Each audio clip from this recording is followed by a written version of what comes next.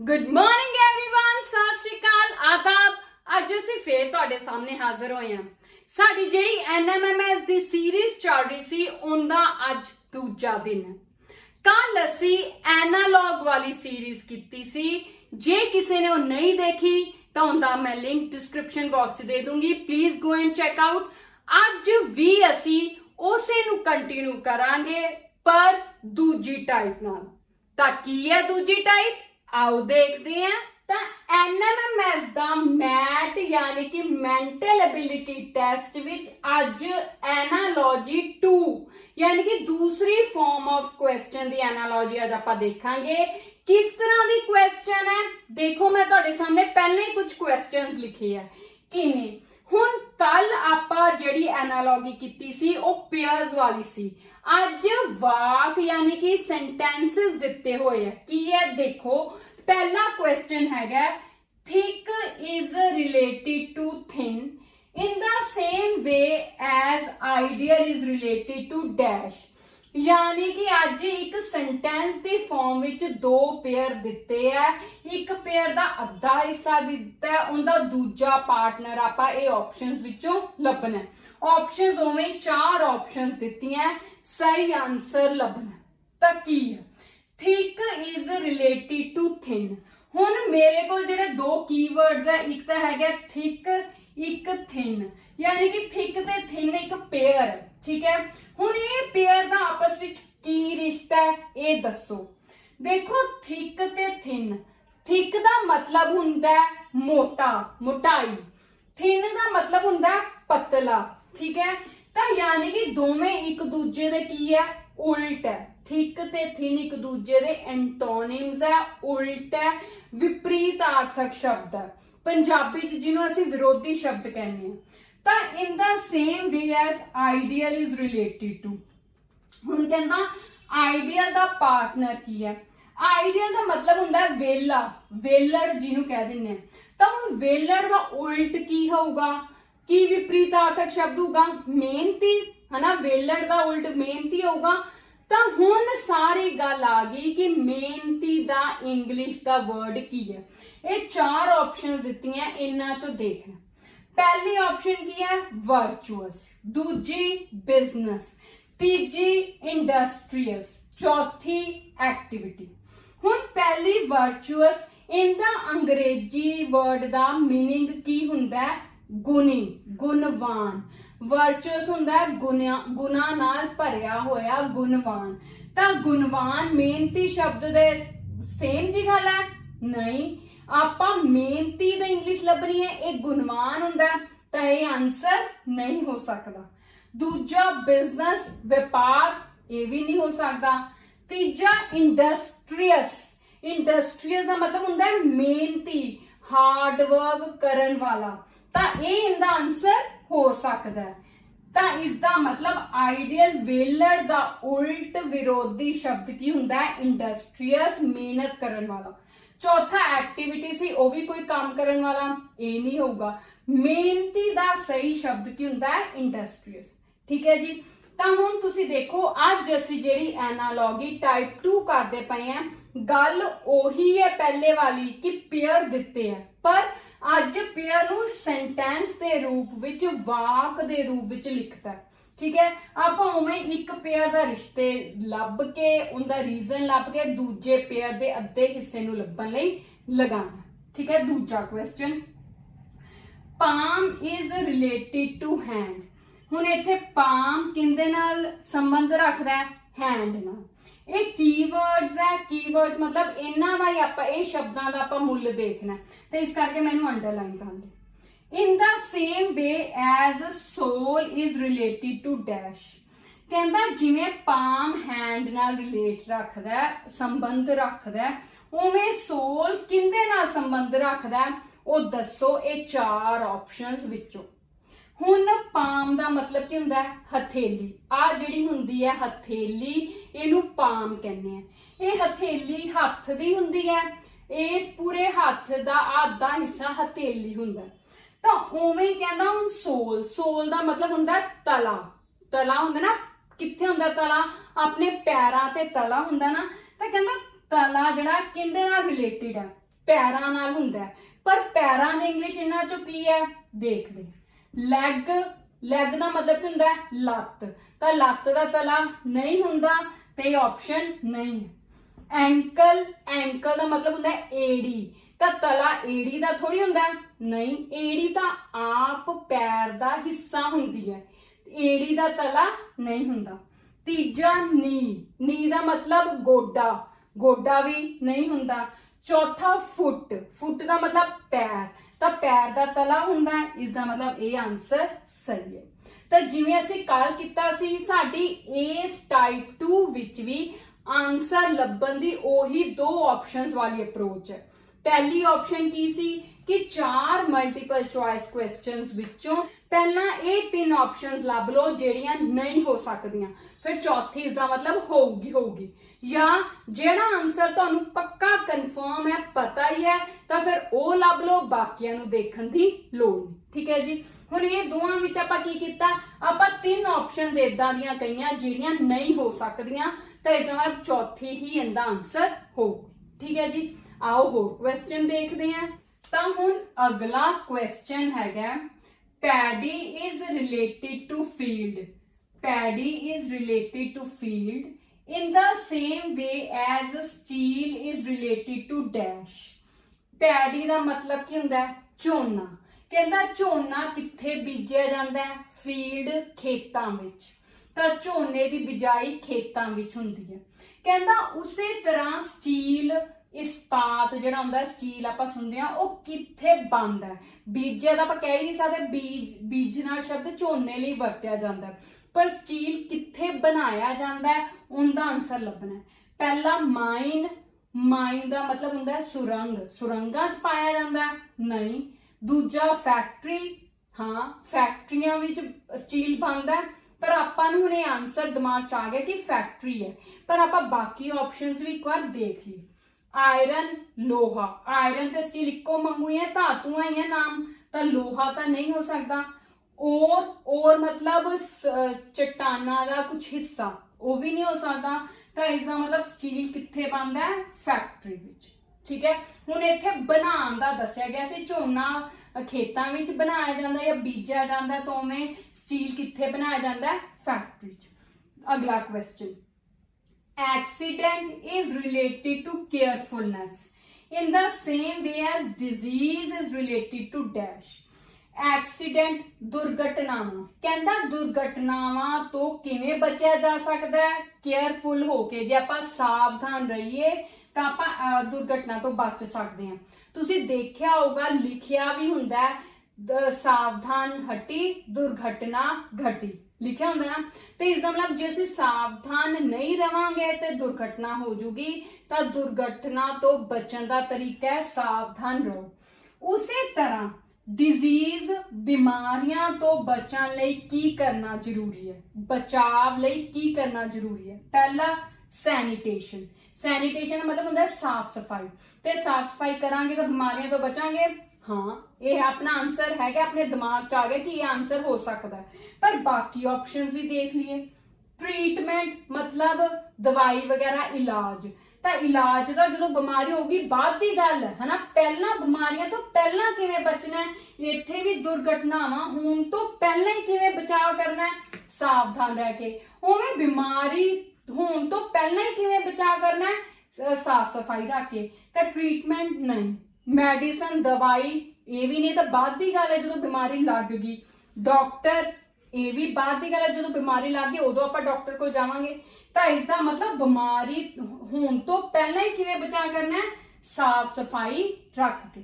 ਕਹਿੰਦੇ ਨਾ ਜੇ ਆਪਾਂ ਆਪਣਾ ਆਲਾ ਦੁਆਲਾ ਸਰਾਊਂਡਿੰਗ ਸਾਫ ਸਫਾਈ ਰੱਖਾਂਗੇ ਤਾਂ ਆਪਾਂ ਬਹੁਤ ਸਾਰੀਆਂ ਬਿਮਾਰੀਆਂ ਤੋਂ ਬਚ ਸਕਦੇ। ਕਹਿੰਦੇ ਨਾ ਭਾਮ, ਤਾਂ ਵੈਸੇ ਵੀ ਅੱਜ ਕੱਲ ਮੀਂਹ ਮੌਨਸੂਨ ਚੱਲ ਰਿਹਾ ਹੈ, ਤਾਂ ਖਾਸ ਕਰਕੇ ਆਪਣੇ ਆਸੇ ਪਾਸੇ ਆਪਣੇ ਘਰ ਦੇ ਅੰਦਰ ਦੀ ਸਫਾਈ ਰੱਖੋ, ਕਿਉਂਕਿ ਮੱਖੀ ਮੱਛਰ ਰਹਿੰਦੇ ਤਾਂ ਉਹਨਾਂ ਬਿਮਾਰੀਆਂ ਫੈਲਦੀਆਂ।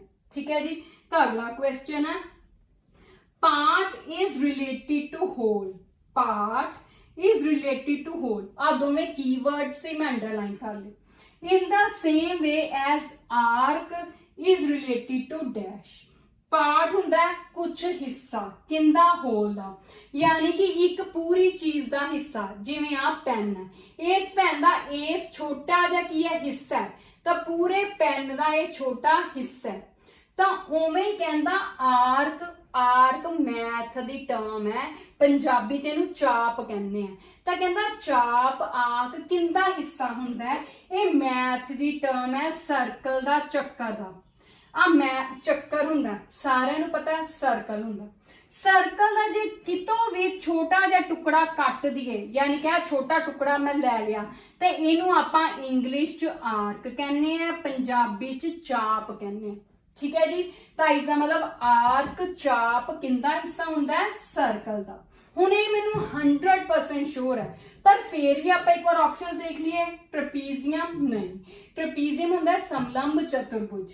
ट्रायंगल त्रिभुज नहीं, स्क्वायर वर्ग नहीं। तो हुण अगला क्वेश्चन है happiness is related to sorrow, मतलब हैप्पीनेस ते सौरो एक पेयर है, कीवर्ड्स है, इस करके मैं अंडरलाइन किए। In the same way as comfort is related to dash, कहंदा उसे तरीके नाल कंफर्ट इन्हां चार ऑप्शंस चों किंदे नाल संबंधित है। ਹੁਣ ਆਪਾਂ ਰਿਸ਼ਤਾ ਦੇਖਦੇ ਹਾਂ ਕਿ ਜਿਹੜਾ ਸਾਨੂੰ ਪੇਅਰ ਦਿੱਤਾ ਉਹਦੇ ਵਿੱਚ ਕੀ ਰਿਸ਼ਤਾ, ਕੀ ਬੇਸ ਹੈ। ਹੈਪੀਨੈਸ ਕੀ ਹੁੰਦਾ, ਖੁਸ਼ੀ, ਸੁੱਖ। Is related to sorrow, sorrow मतलब ਗਮੀ, ਦੁੱਖ। ਤਾਂ ਸੁੱਖ ਤੇ ਦੁੱਖ ਆਪਸ ਵਿੱਚ ਕੀ ਹੈ, ਇੱਕ ਦੂਜੇ ਦੇ ਉਲਟ ਹੈ, ਵਿਰੋਧੀ ਸ਼ਬਦ ਹੈ, ਵਿਪਰੀਤਾਰਥਕ ਸ਼ਬਦ ਹੈ, ਐਂਟੋनिम्स ਹੈ। ਤਾਂ ਉਵੇਂ ਫਿਰ ਇਹ ਆਪਾਂ ਨੂੰ ਰਿਸ਼ਤਾ ਪਤਾ ਚੱਲ ਗਿਆ ਕਿ ਦੋਵੇਂ ਇੱਕ ਦੂਜੇ ਦੇ ਐਂਟੋनिम्स ਉਲਟ ਹੈ। ਤਾਂ ਹੁਣ ਕੰਫਰਟ ਦਾ ਉਲਟ ਕੀ ਹੈ, ਕੰਫਰਟ ਦਾ ਉਲਟ ਲੱਭਣ ਲਈ ਪਹਿਲਾਂ ਆਪਾਂ ਨੂੰ ਕੰਫਰਟ ਦਾ ਮੀਨਿੰਗ ਪਤਾ ਹੋਣਾ ਚਾਹੀਦਾ ਹੈ। ਕੰਫਰਟ ਦਾ ਮੀਨਿੰਗ ਹੁੰਦਾ ਆਰਾਮਦਾਇਕ, ਆਰਾਮ ਵਾਲਾ। ਤਾਂ ਹੁਣ ਆਰਾਮ ਦਾ ਉਲਟ ਕੀ ਹੋਊਗਾ, ਕੀ ਹੋਊਗਾ ਆਰਾਮ ਦਾ ਉਲਟ ਦੱਸੋ।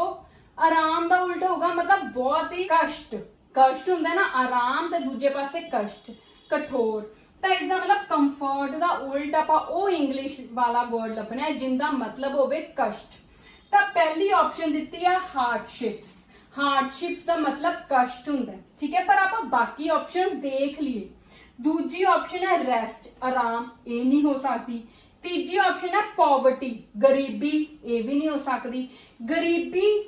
ਗਰੀਬੀ ਕਰਕੇ ਕਸ਼ਟ ਹੁੰਦੇ ਆ, ਪਰ ਕਸ਼ਟ ਦੀ ਇੰਗਲਿਸ਼ ਚਾਹੀਦੀ ਆਪਾਂ ਨੂੰ, ਠੀਕ ਹੈ। ਚੌਥਾ डिफिकल्टी, ਇਹ ਔਖਾ ਹੈ। ਹੁਣ ਦੇਖੋ ਹਾਰਡਸ਼ਿਪਸ ਤੇ डिफिकल्टी ਦੋਵਾਂ ਦੇ मतलब ਮਿਲਦੇ ਜੁਲਦੇ ਹੈ। ਹਾਰਡਸ਼ਿਪਸ ਦਾ मतलब ਹੁੰਦਾ ਕਸ਼ਟ, डिफिकल्टी मतलब ਹੁੰਦਾ ਔਖਾ। ਤਾਂ ਔਖੇ ਦਾ ਉਲਟ ਸੌਖਾ ਹੁੰਦਾ, ਆਪਾਂ ਕਹਿੰਦੇ ਆ ਸੌਖਾ ਔਖਾ। ਤਾਂ ਇੱਥੇ ਆਪਾਂ ਨੂੰ ਆਰਾਮ ਦਾ ਚਾਹੀਦਾ, ਆਰਾਮ ਦਾ। ਦੋਵਾਂ ਚੋਂ ਬੈਸਟ ਆਪਸ਼ਨ ਕੀ ਹੋਊਗੀ, ਹਾਰਡਸ਼ਿਪਸ।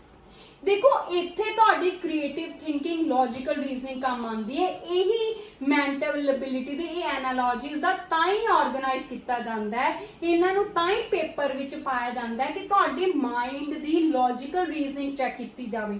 हुण हार्डशिप्स ते डिफिकल्टी दोनों मिलते जुलते ऑप्शन है, बच्चे भुलेखा खांदे हैं, पर आपां दोवां चों जिहड़ा सब तो ज्यादा सही है वो ऑप्शन ते आंसर लाना, ठीक है। वो किहड़ा सही है, हार्डशिप्स। क्यों हार्डशिप्स का मतलब होंगे कष्ट, ते आराम का उल्ट कष्ट होगा, आराम का उल्ट औखा नहीं होगा, ठीक है। ज्यादा सही किहड़ा है कष्टदायक, इस करके हार्डशिप्स, ठीक है। हुण 7वां क्वेश्चन है necklace is related to jewellery. तो नेकलेस किंदे नाल संबंधित है, ज्वेलरी नाल। In the same way as shirt is related to dash. कहना नैकलेस मतलब हार, आप कहने ना सोने का हार, चांदी का हार जिहड़ा गले च पाने।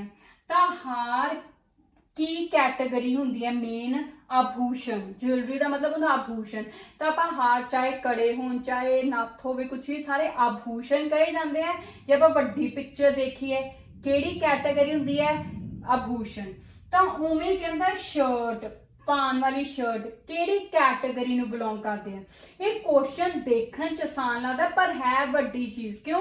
क्योंकि कई बार इन्हां दे आंसर जिहड़ियां ऑप्शनस हुंदियां मिलदियां जुलदियां हुंदियां, ध्यान नाल देखना पैंदा है। पहली ऑप्शन है थ्रैड, धागा। तो जिवें नैकलेस हार दी वड्डी कैटेगरी की है, आभूषण। तो उवें जे आपां एक तुक्का लाइए तो शर्ट दा मतलब कपड़ा होगा, है ना। शर्ट एक की कपड़ा है, ਤਾਂ ਥ੍ਰੈਡ ਧਾਗਾ ਕੱਪੜਾ ਨਹੀਂ, ਕਾਟਨ ਰੂਈ ਨਹੀਂ, ਅਪੈਰਲ। ਹੁਣ ਅਪੈਰਲ ਦਾ ਮਤਲਬ ਕੀ ਹੁੰਦਾ ਹੈ, ਇਹ ਸੋਚਣ ਵਾਲੀ ਗੱਲ ਹੈ। ਪਰ ਮੈਂ ਹੁਣ ਮੰਨ ਲਓ ਮੈਨੂੰ ਅਪੈਰਲ ਦਾ ਮਤਲਬ ਨਹੀਂ ਪਤਾ, ਤਾਂ ਥ੍ਰੈਡ ਤਾਂ ਬਿਲਕੁਲ ਵੀ ਨਹੀਂ ਪੋਸੀਬਲ, ਨਾ ਹੀ ਕਾਟਨ ਧਾਗਾ ਰੂਈ ਪੋਸੀਬਲ ਹੈ, ਤੇ ਨਾ ਹੀ ਪੈਂਟ, ਚੌਥੇ ਆਪਸ਼ਨ ਪੈਂਟ ਵੀ ਪੋਸੀਬਲ ਨਹੀਂ।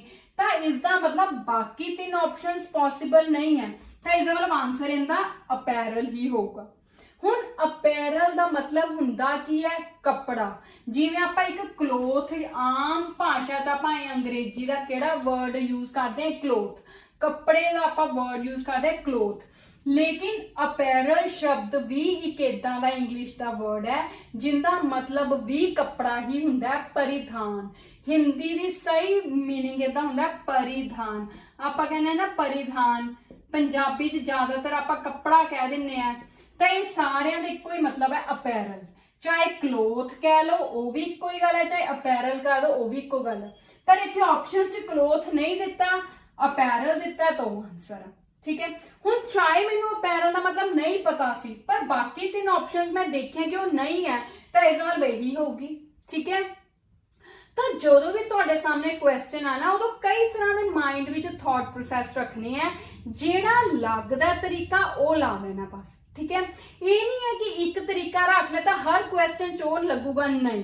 ਮੈਂਟਲ ਐਬਿਲਿਟੀ 'ਚ ਖਾਸ ਕਰਕੇ ਕਦੀ ਵੀ ਹਰ ਦੋ ਕੁਐਸਚਨ ਵਿੱਚ ਜਾਂ ਸਾਰਿਆਂ ਕੁਐਸਚਨ ਵਿੱਚ ਸੇਮ ਤਰੀਕਾ ਨਹੀਂ ਲੱਗਦਾ।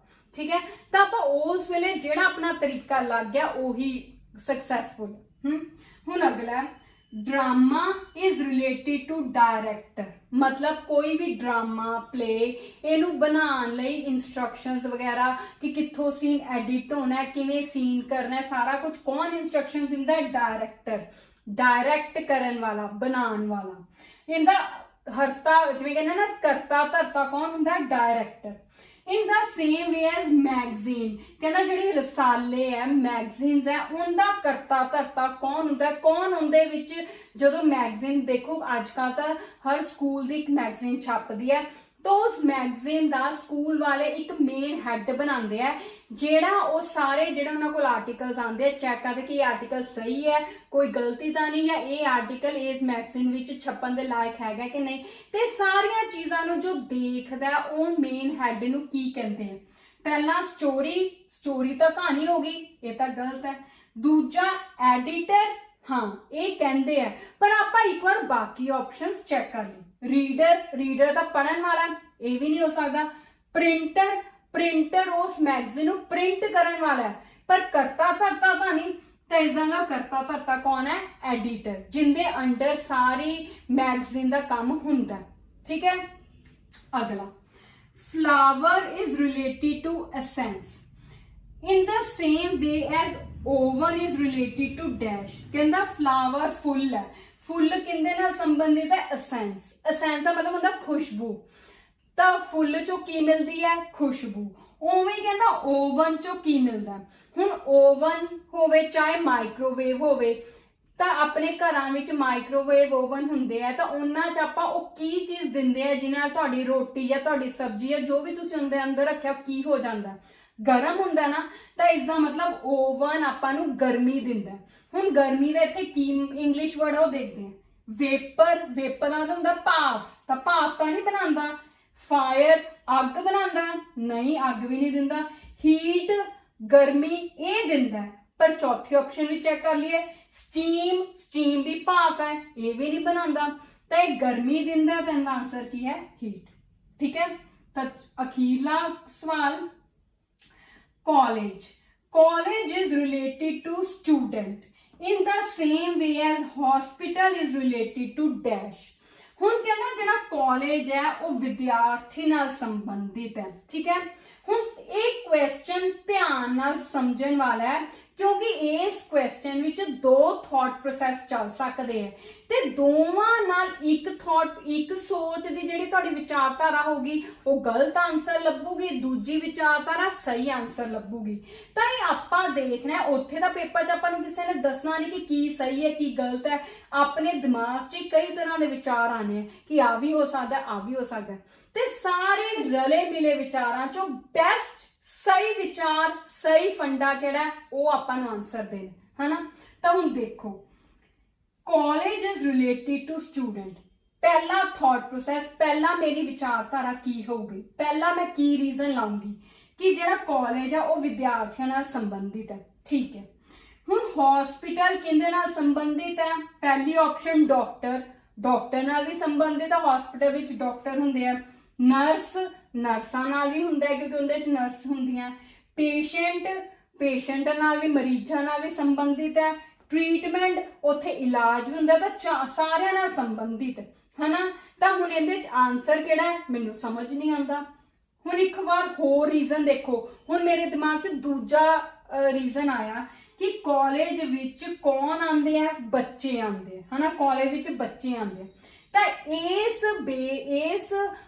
ਰੀਜ਼ਨ ਨੂੰ ਬੇਸ ਰੱਖ ਕੇ ਹਸਪੀਟਲ ਵਿੱਚ ਕੌਣ ਆਉਂਦੇ ਆ? ਡਾਕਟਰ ਆਉਂਦੇ ਆ, ਨਰਸ ਆਉਂਦੀ ਹੈ, ਪੇਸ਼ੈਂਟ ਮਰੀਜ਼ ਵੀ ਆਉਂਦਾ, ਟ੍ਰੀਟਮੈਂਟ ਨਹੀਂ ਆਉਂਦਾ। ਪਰ ਆਹ ਤਿੰਨ ਆਪਸ਼ਨਸ ਤਾਂ ਆਉਂਦੀਆਂ, ਤਾਂ ਫਿਰ ਤਿੰਨਾਂ, ਇੱਥੇ ਦਾ ਆਨਸਰ 3 ਬਣ ਗਿਆ, ਆਪਾਂ ਤਾਂ 1 ਲਾਣਾ। ਤਾਂ ਇਹ ਵੀ ਮੇਰਾ ਹੁਣ ਜਿਹੜਾ ਰੀਜ਼ਨ ਸੀ ਗਲਤ ਹੋ ਗਿਆ। ਇਹ ਜੋ ਮੈਂ ਲੌਜਿਕ ਸੋਚਦੀ ਪਈ ਸੀ ਇਹ ਵੀ ਗਲਤ ਹੋ ਗਿਆ, ਪਹਿਲਾ ਵੀ ਗਲਤ ਹੋ ਗਿਆ। ਤਾਂ ਹੋਰ ਹੁਣ ਤੀਜਾ ਲੌਜਿਕ ਮੈਨੂੰ ਸੋਚਣਾ ਪੈਣਾ ਕਿਉਂਕਿ ਮੈਨੂੰ ਆਨਸਰ 1 ਚਾਹੀਦਾ ਜਿਹੜਾ ਮੋਸਟ ਸਹੀ ਹੋਵੇ। ਤਾਂ ਹੁਣ ਮੈਂ ਤੀਜਾ ਲੌਜਿਕ ਦੱਸਣ ਲੱਗੀ ਹਾਂ। ਕਾਲਜ ਜਿਹੜੀ ਹੈ ਸੰਸਥਾ ਜਿਹੜਾ ਹੈ ਉਹ ਬੱਚਿਆਂ ਤੋਂ ਪੈਸੇ ਫੀਸ ਦੇ ਰੂਪ ਵਿੱਚ ਲੈਂਦਾ। ਕਾਲਜ ਬੱਚਿਆਂ ਤੋਂ ਫੀਸ ਲੈਂਦਾ ਹੈ ਨਾ, ਪੈਸੇ ਲੈਂਦਾ ਜਾਂ ਕਮਾਈ ਕਰਦਾ। ਬੱਚਿਆਂ ਤੋਂ ਪੈਸੇ ਕਿਸ ਰੂਪ ਚ ਲੈਂਦਾ? ਫੀਸ ਚ ਲੈਂਦਾ। ਤਾਂ ਹਸਪੀਟਲ ਇਹਨਾਂ ਚੋਂ ਕਿੱਥੋਂ ਪੈਸੇ ਲੈਂਦਾ? ਡਾਕਟਰਾਂ ਤੋਂ ਪੈਸੇ ਲੈਂਦਾ? ਨਹੀਂ, ਡਾਕਟਰਾਂ ਨੂੰ ਤਾਂ ਤਨਖਾਹ ਦਿੰਦਾ। ਨਰਸਾਂ ਤੋਂ ਪੈਸੇ ਲੈਂਦਾ? ਨਹੀਂ, ਨਰਸਾਂ ਨੂੰ ਤਾਂ ਤਨਖਾਹ ਦਿੰਦਾ। ਪੇਸ਼ੈਂਟ ਮਰੀਜ਼ਾਂ ਤੋਂ ਪੈਸੇ ਲੈਂਦਾ? ਹਾਂ, ਮਰੀਜ਼ਾਂ ਤੋਂ ਇਲਾਜ ਦੇ ਪੈਸੇ ਲੈਂਦਾ।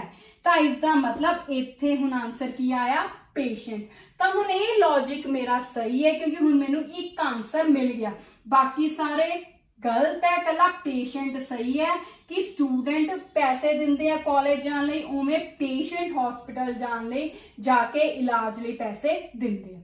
ਤਾਂ ਦੇਖੋ ਇੱਥੇ ਆਪਾਂ 3 ਥਾਟ ਪ੍ਰੋਸੈਸ, 3 ਲੌਜਿਕ ਸੋਚੇ, ਉਹਨਾਂ ਚੋਂ ਪਹਿਲੇ 2 ਗਲਤ ਹੋ ਗਏ, ਤੀਜਾ ਲੌਜਿਕ ਸਹੀ ਨਿਕਲਿਆ। ਤਾਂ ਜਦੋਂ ਆਪਾਂ ਪੇਪਰ ਦਿੰਨੇ ਆ, ਖਾਸ ਕਰਕੇ ਮੈਂਟਲ ਐਬਿਲਿਟੀ ਵਿੱਚ ਇਦਾਂ ਦੇ ਹਰ ਕੁਐਸਚਨ ਦੇ ਤੁਹਾਡੇ 3-3 4-4 ਲੌਜਿਕ ਲੱਗਣਗੇ। ਕਿਹੜਾ ਸਹੀ ਹੈ ਇਹ ਤੁਸੀਂ ਚੈੱਕ ਕਰਨਾ, ਠੀਕ ਹੈ। ਧਿਆਨ ਨਾਲ ਕਰੀਦਾ ਇਹ ਚੀਜ਼ਾਂ, ਇਸੇ ਕਰਕੇ ਮੈਂਟਲ ਐਬਿਲਿਟੀ ਦਾ ਪਾਰਟ ਰੱਖਿਆ ਜਾਂਦਾ ਹੈ ਹਰ ਕੰਪੀਟੀਟਿਵ ਐਗਜ਼ਾਮ ਵਿੱਚ, ਤਾਂ ਕਿ ਤੁਹਾਡੀ ਲੌਜੀਕਲ ਰੀਜ਼ਨਿੰਗ ਘੱਟ ਟਾਈਮ ਵਿੱਚ ਸਹੀ ਡਿਸੀਜਨ ਲੈਣਾ ਕਿਵੇਂ ਲੈ ਸਕਦੇ ਆ, ਉਹੀ ਤੁਹਾਡੀ ਐਬਿਲਿਟੀ ਨੂੰ ਚੈੱਕ ਕਰਦਾ। ਠੀਕ ਹੈ ਜੀ, ਇਹ ਸੀ ਅੱਜ ਸਾਡੀ NMMS ਮੈਥ ਦੀ ਐਨਾਲੋਜੀ ਟਾਈਪ 2। ਠੀਕ ਹੈ, ਕੱਲ ਅਸੀਂ ਟਾਈਪ 1 ਕੀਤੀ ਸੀ, ਅੱਜ ਟਾਈਪ 2, ਕੱਲ ਅਸੀਂ ਟਾਈਪ 3 ਕਰਾਂਗੇ। ਜ਼ਿਆਦਾ ਤੋਂ ਜ਼ਿਆਦਾ ਬੱਚਿਆਂ ਨੂੰ ਤੁਸੀਂ ਇਹ ਦੱਸੋ ਕਿ ਹੁਣ NMMS ਦੀ ਤਿਆਰੀ ਸ਼ੁਰੂ ਹੋ ਗਈ ਹੈ 2024 ਦੇ ਪੇਪਰ ਲਈ।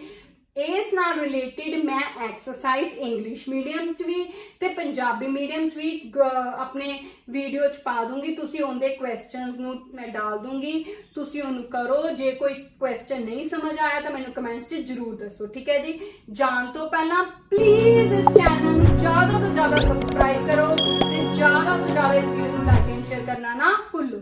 Thank you.